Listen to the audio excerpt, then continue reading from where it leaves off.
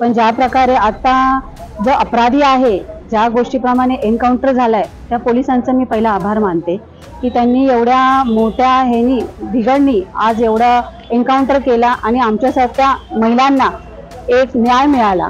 बदलापूरमध्ये सध्या जो 2 चिमुकल्यांवरती अत्याचार झाला होता, त्याच प्रकरणी जो अक्षय शिंदे हा अपराधी ज्याला पकडलं गेलं होतं, त्याचा एन्काउंटर झालेला आहे। सो ती खूप चांगली बातमी एक आम्हाला मिळालेली आहे आणि कि ये जो काम हुआ और बहुत पहले होना चाहिए था।